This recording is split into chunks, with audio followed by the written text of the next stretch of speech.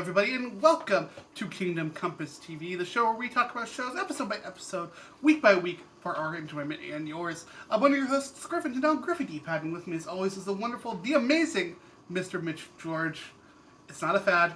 We did actually change everything about the channel. We are here. We are alive. How you doing? My brain didn't process that, so when you started saying Kingdom Come, it's like, what are you on, and can I get some? New rebrand is new. We'll get there. We'll remember it eventually. Or Although I the answer won't, is because- copious amounts of caffeine and sleep deprivation. Yeah, I discovered energy drinks. That was probably bad, but also they don't work. So I think I have undiagnosed ADD. That's Apparently that's a thing part, with right? caffeine. When the Yeah, energy exactly. drinks stop working is the part where it's like, oh no. It's like, oh, do I need to worry about this? Probably. But it makes for good conversation, so who cares? Yeah, we're a fun show. At least we like to think we are. So thank you, I everybody, have for fun. hanging I don't give a shit what anyone else says. Thank you for hanging out and listening to us, folks. Of course, this is Kingdom Compass TV, our weekly episodic show where we talk about episodes of shows, episode by episode, week by week.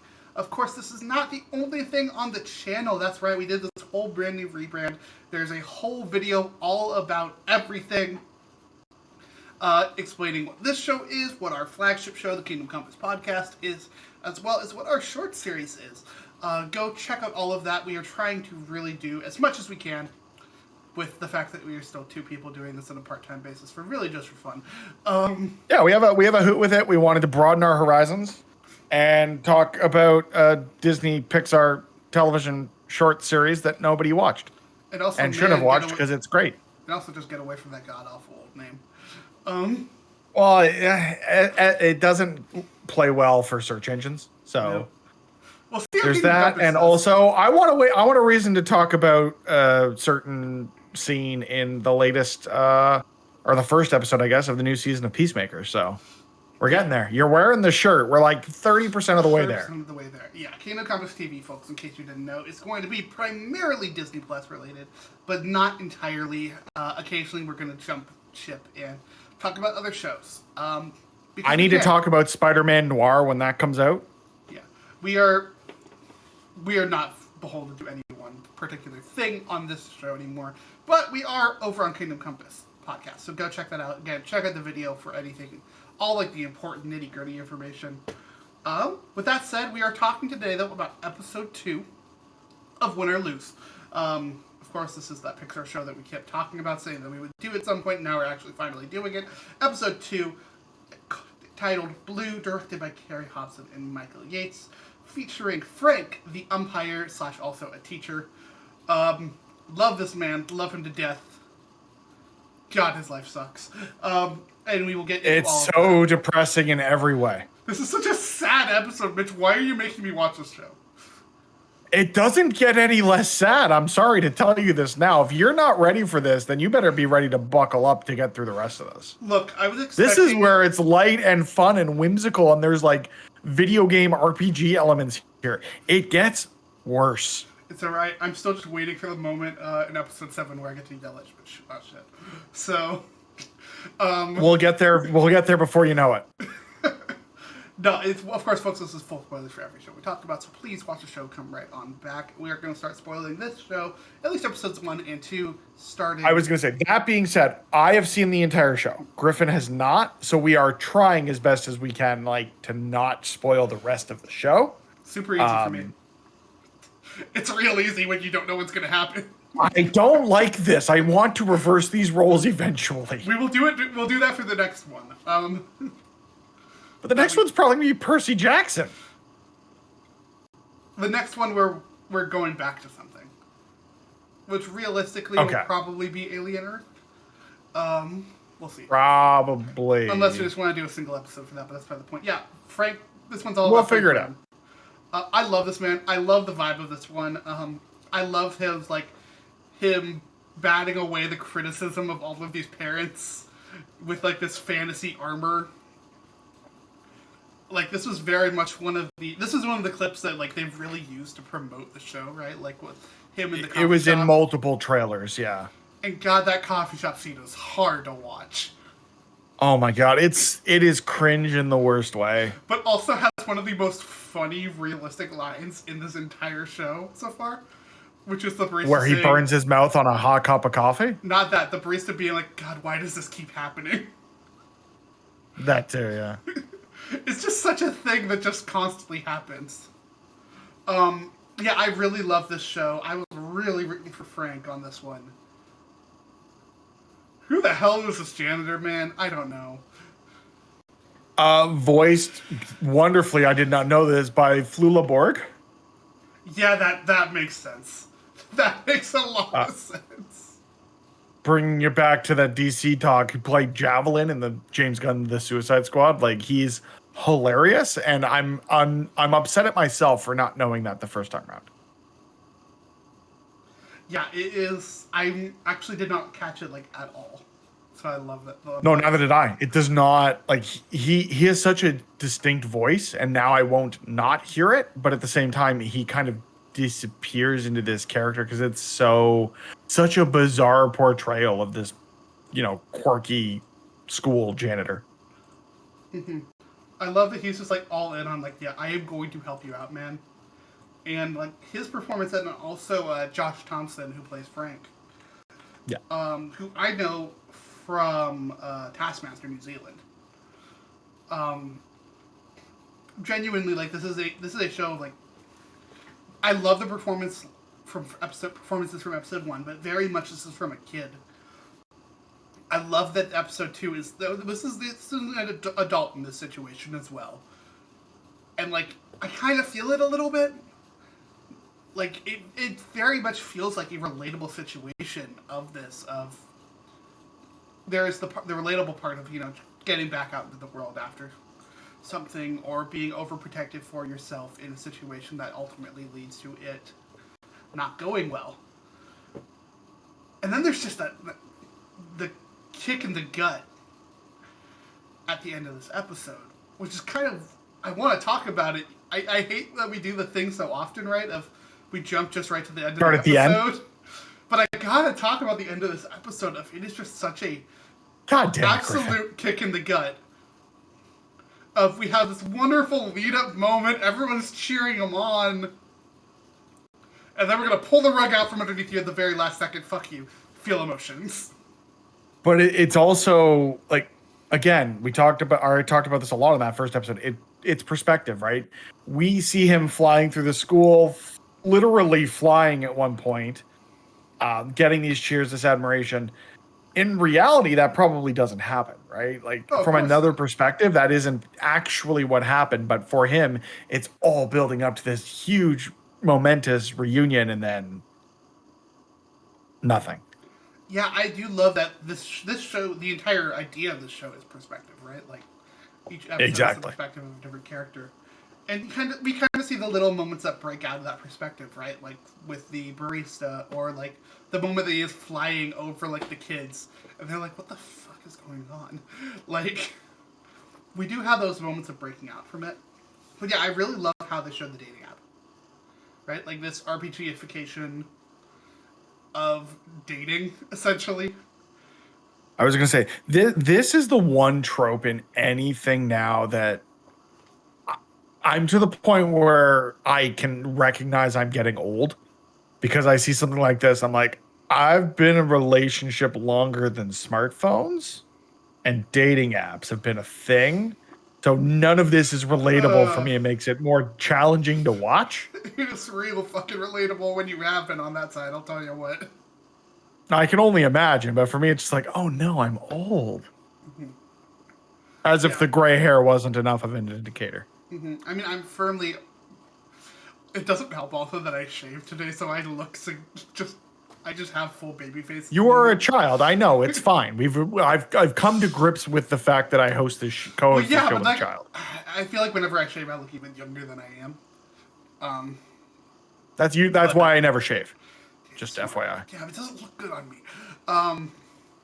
You gotta just disappear from the camera for 6 to 8 months and just let it happen, man. See, I can't do that. I could shave all of this tomorrow and it's back probably within 6 weeks. Okay, we're doing another rebrand for VTubers now. No. Yeah, exactly. How about this? If I come to Florida, it's gonna be hot as hell. I will shave my beard before I come to Florida. Don't do that on my account. Do it if you're gonna suffer in Florida.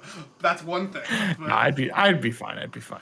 no, I do really like this. I think I am very much one of those people like dating apps are a freaking scourge. I hate them with a fiery passion. Unfortunately, they kind of work for if they work for you, great. Yeah. It is a way of meeting people, and how they did it here, I think, was significantly better than I've seen dating apps used in the past. Typically, what you get is some sort of montage, or phone UI popping up on like overlaid on the screen or whatnot. I think You get the text message overlay back and forth. Yeah, like I think with this being animation and them using like avatars essentially for this, and it being very cutesy and colorful and playing into that fantasy vibe that Frank really has, I think made for such a fun, unique way of showing it. It really plays to that strength of, hey, guess what? Every one of these episodes is going to feel a little tonally different because of that person's perspective. And I think that is really one of those things I'm seeing now in episode 2 that is like, oh, I really like this about this show. Yeah. Yeah, I mean, what I love of this, again, it's just every character is presented with this unique perspective and makes every episode feel fresh, even though they're all telling the same story across this week between the last game before the final and the final game of the Pickles softball season. So I love the way that this is presented here. I love the idea of this nerd. I mean, I can relate a lot to Frank's story where I'm a nerd. I've played D&D in the past and would really like to get back to that. I mean, I play these RPGs, and literally yesterday I was umpiring at my team softball game because we self-umpire, and I hurt my knee a few months ago, so I've been able to play. So I'm like, all right, whatever I can do to be there for the last tournament weekend of the season, I'd like to just hang out with my friends on the team. And part of that was, okay, I'm going to coach a base, or I'm going to umpire, or whatever, wherever they need me to step in, I can do it as long as I'm not going to aggravate the injury. So literally, I'm like, oh, I'm Frank, apart from the whole dating app thing. I give you crap about And the fantasy sci-fi romance novels. That's kind of a step too far for me personally, but I will not yuck somebody's yum. You're into that, enjoy the heck out of it. I make jokes about you being a little nut, but you having to umpire your softball game because you hurt your knee is it's just such a tee up. Look, I umpire when I'm not hurt as well. We have to umpire our own team when we're hitting, right? Like that's just the way that this league works. So I did it before too. It's just I can't do the actual playing, so I was just relegated to coaching and umpiring. It's the knee injury part, though. It's the knee injury part specifically that I'm like, yeah, that is just too much of a TF.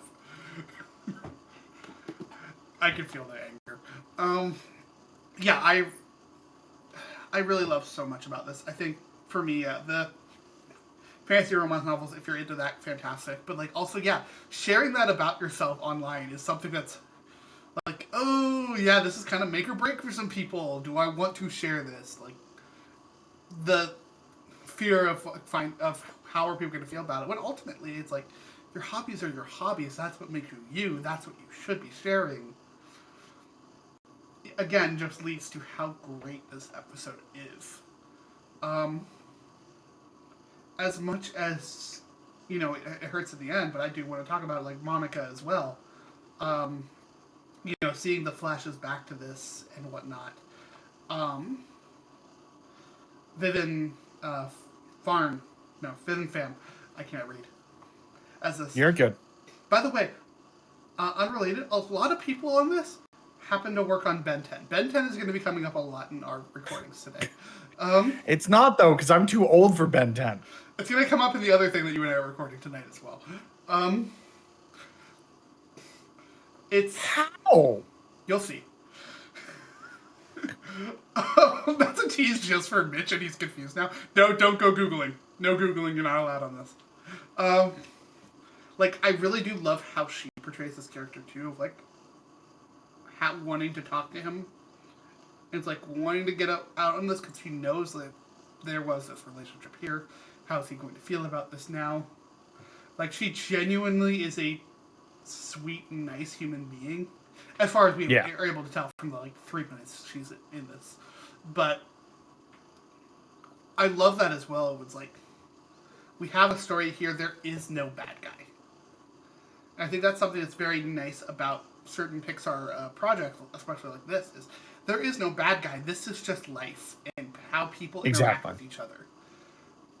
The only antagonist, quote unquote, in this show is the human condition. It's anxiety, it's self-doubt, it's like all of these things that creep into everyday life, and it's just it is a slice of life TV dramedy in animation, which I think is just it's so like it is a relatable story, but it's also refreshing in the way that they're telling it, the different perspectives, the different takes on each character in each episode. It's just really fun.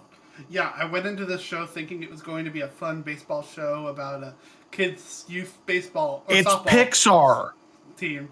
Pixar. I was Fun, expecting fun. baseball, I was expecting straightforward. happy. Are you insane? I was expecting The last fun. thing they did that was straightforward featured green army men talking through a baby monitor. I was expecting fun and happy, and instead what I got was trauma.